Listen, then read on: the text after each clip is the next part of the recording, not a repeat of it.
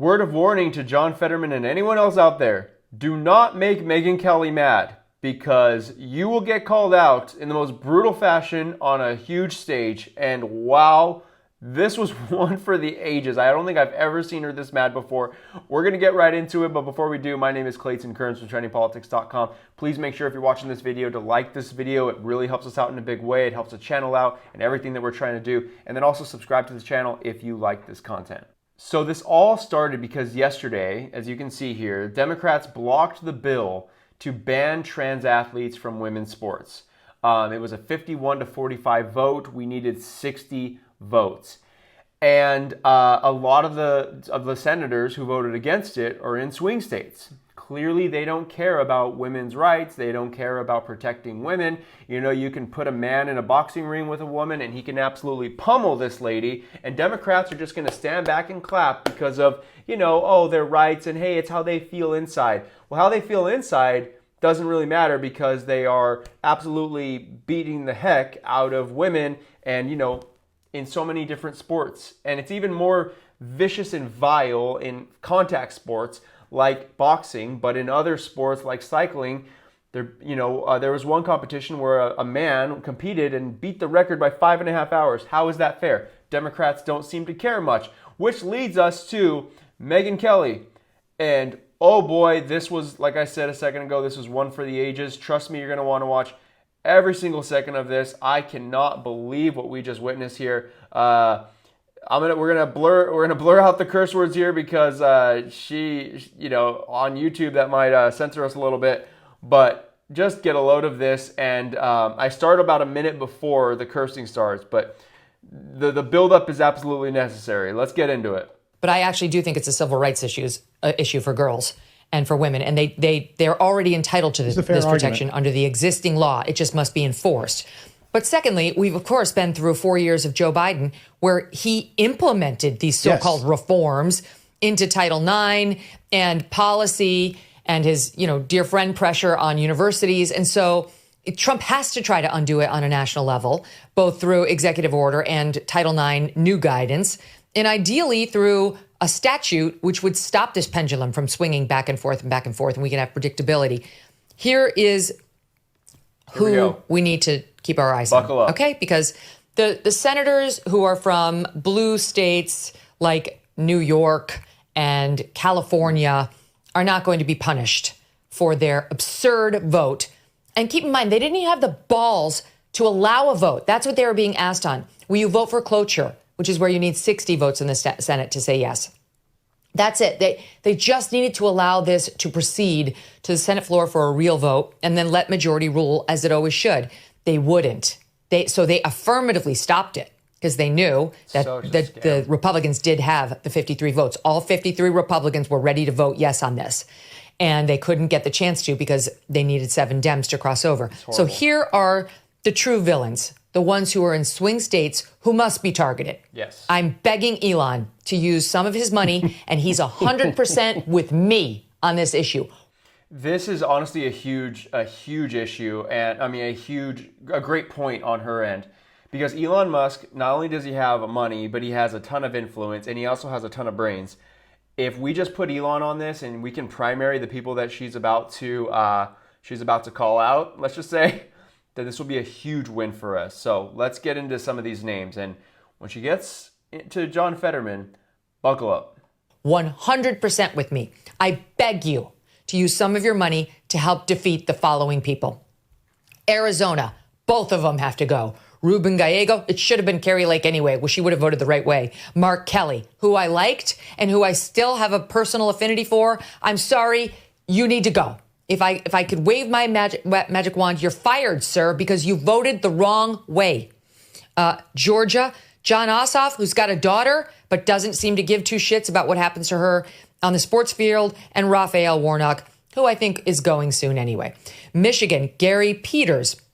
Alyssa Slotkin, you have to go too. You didn't show up. You didn't think it was important enough, even though you're one of the women in the Senate, to show up and support young girls trying to work their way up the power chain behind you. Nevada, Catherine Cortez Masto, you too. Jackie Rosen, gone, if I have anything to say about it. Pennsylvania, you, John Fetterman. You act like you're a man of the people. You're going to look out for the weak. You get it. You don't get. You really don't. That part of your brain still appears to be injured because you're going to let all these little girls go out there and get a traumatic brain injury. You, of all people who understand what a brain injury can do, screw you and your working class appeal. You don't get it at all. And then there's Wisconsin's Tammy Baldwin, who exposed herself as a complete idiot in those confirmation hearings that I went down to. She was one of the dopiest people we saw up there. I'm not surprised she landed on the... So we're going to keep getting into more of their commentary because it's actually very, very fascinating. But think about it. These are just the swing state senators who voted against this. We're talking Arizona, Wisconsin, Michigan, Pennsylvania. Let me ask a question. Who won all the swing states? That would be Donald J. Trump himself. And why did he win these swing states? Because he is on the side of the American people are on his side when it comes to big issues like this. When it comes to keeping men out of women's sports. I can't believe that I'm sitting here in my chair telling you this right now. Hey, maybe we should just have two genders and maybe men should play in men's sports and women should play in women's sports. I can't believe that's the point we're at here in 2025, but that is where we're at. Because common sense has left much of the general society, and I don't really know how we get it back. But the fact that the swing state, because like she was saying, the Democrats in California and New York, they're lost causes. But the people in the swing states who made their voices heard, they do not. These senators' votes do not represent the beliefs of these people. The wrong place. But those are swing state Democratic senators who ruined the protection of girls and women thanks to their votes on this issue. They ought to be targeted and they ought to be made to pay at the ballot box the next chance we get.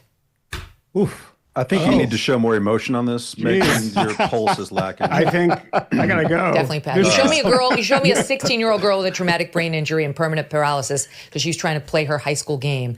I am angry. I'm furious with them.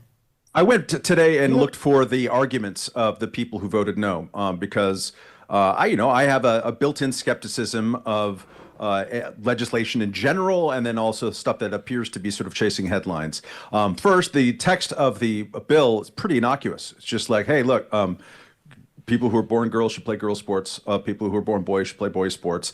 And if you receive Title IX, if you receive federal funding, you won't get it anymore if you don't follow those rules. Pretty simple. I mean, Trump's executive order was followed and adopted by the NCAA in basically a heartbeat. So it's already the rule of the land, and I don't see a whole lot of upset associated with that. So I went and looked at the... There's an asterisk on that, but keep going. The arguments for it, and there really weren't that many. There wasn't actually the principled libertarian arguments against it. It was mostly like, oh, this is just a culture war issue. I think John Hickenlooper was saying that. It affects almost nobody. Fetterman said that it's important to show that you're an ally to trans people. I actually agree that it's important to show that you're an ally to all constituents, but I don't know what a vote on this has anything to do with that, honestly. It's like, do you have the legal rights to participate in society? That's kind of where that goes, as far as I'm concerned. And then I think it was Cortez Masto said something along the lines of, if this passes, then all girls are going to have their genitals inspected. And I just don't think that's So really... Yeah. What's going to happen? I don't think that's what's happening right now in the NCAA. Can I tell you something, Matt? Let me tell you something in response to that. It's exactly the opposite, because here's what's happening now. I know this because I am the mother of this age child. You know, I have a 15 and a 13 and 11-year-old, and this is where this kind of thing becomes a problem. When they're little, you know, it's not an issue pre-puberty. When they're 7 and 8 and playing against each other, there's not a difference so much. A little difference there is, but it's not a dangerous difference between boys and girls at that age. But this is where my kids are, where it does become an issue. And what's happening now is if you have a, gender nonconforming girl who's out there, let's say on the field hockey field, parents are starting to worry that it's a boy. Is that a boy? Because there are a lot of moms now who are like, my child is not playing against a biological boy. It isn't safe, and I object to it. And so now questions get asked about, is that a girl? or is that a boy? Now, inspect genitals. That's, of course, hysterical talk from the left. But there are like questions. Is that a boy or is it a girl? And you're entitled to know as a parent who has a child out there. That's crazy. I mean, I obviously don't have any children, and I never thought that, like, I haven't put myself too often in the mind of a parent like that. I mean, I thought about this issue a lot, and like, I feel for all these girls who are like losing to these boys and these men in sports. But for a parent, can you imagine, and maybe you're one watching this right now, like how terrifying it must be to be on the field and you see someone that you just don't think is the right gender on the field, and they have an advantage on the field, on the rink, whatever it is. This is a huge problem in our society, and the fact that Democrats just betrayed women in such a big way right now just shows you exactly where they are. This is going to be a stain on the Democrat Party for decades to come. People are gonna look back in 100 years and say, Democrats did this? Wait, why? And there's a reason why President Trump's populist message of protecting women in sports is just absolutely resonating, and that's why he won the election. So if you want to go watch the rest of her comments, it's on her YouTube channel here. It's really fascinating, and they've got like a whole another hour of content. So I wasn't going to take you through all that here, but I wanted to show you her crazy rant against, not that she's crazy, but the crazy rant against John Fetterman and all these Democrats, because they should absolutely be ashamed of themselves for not standing up for women on this issue. So if you like this video and want to see more, please make sure to give us a thumbs up and subscribe to the channel for more. I'll see you soon.